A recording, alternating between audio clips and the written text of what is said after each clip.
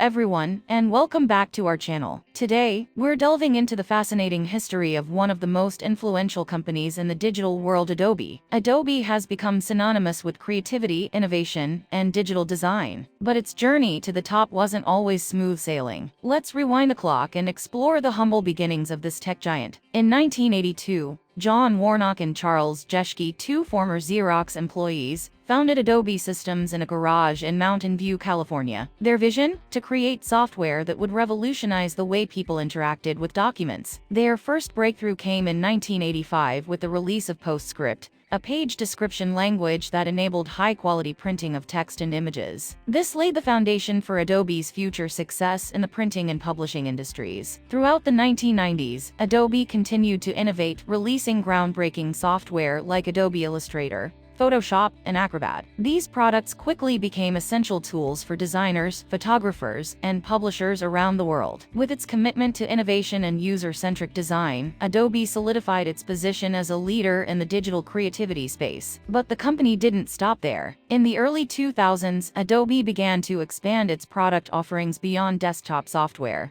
venturing into areas like web development, digital marketing, and multimedia production. This diversification strategy helped Adobe stay ahead of the curve in a rapidly evolving tech landscape. Today, Adobe's product portfolio includes industry-leading software like Creative Cloud, Acrobat, and Experience Cloud. The company continues to push the boundaries of creativity and innovation, empowering millions of users to bring their ideas to life. And that brings us to the end of our journey through the history of Adobe. From its humble beginnings in a garage to its current status as a global powerhouse, Adobe's story is a testament to the power of innovation, creativity, and perseverance. Thanks for watching, and don't forget to like, comment, and subscribe for more content like this. Until next time, stay creative.